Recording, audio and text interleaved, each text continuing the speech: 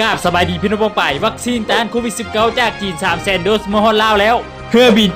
757200 PCF เที่ยวบิน YG 2860 จากนครหลวงปักกิ่งเดินทางมาฮอดสนามบินสากลวัดไต่ซึ่งยาวัคซีนจำนวน 300,000 โดสนี้ได้รับการช่วยเหลือลาจากรัฐบาลแห่งสปจีนเส้นทางบินจากปักกิ่ง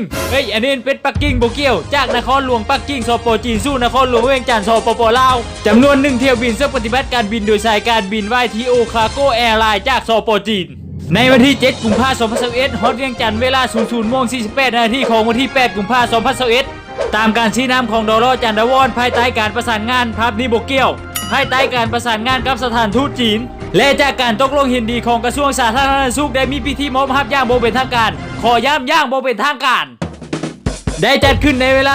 00:48 นาทีของที่ 8 เดือน 2 2021 ที่ผ่านมาก็คือตอนเครื่องบินเดินทางมาฮอดสนามบินวัดไต่หละโดยท่านเจียงใจตุ้งท่านทูตจีนและท่านบุญกองเสียหวงรัฐมนตรีกระทรวงสาธารณสุขเป็นคณะผู้แทน5ฝ่ายลาวและพิธีมอบรับอย่างเป็นทางการแม่นจัดขึ้นในเวลา 10 โมงเช้าของวันที่ 8 ที่ผ่านมาที่ศูนย์วิเคราะห์และระบายวิทยา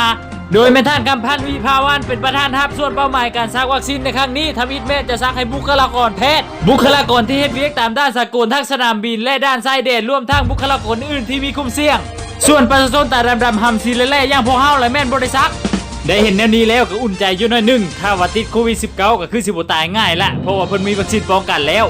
แต่ก็อย่าพากันปล่อยปละละเลยเด้อเพราะว่าประเทศเพื่อนบ้านของเฮาก็ยังมีการระบาดของเชื้อไวรัสนี้อยู่ให้พากันมีสติปฏิบัติตามคำสั่งของนายกอย่างเคร่งครัดห้ามจัดงานชุมนุมเช่นงานบวชงานดองงานบุญแจกข้าวกุดจีนกุดเวียดแต่จากที่กูเห็นมานี่ยังจัดแม่มทุกงานเลยจบข่าวขออภัยนะครับบุษภาพท่านที่เบิ่งคลิปนี้จบแล้วก็กดไลค์กดแชร์ให้แน่ขอบใจ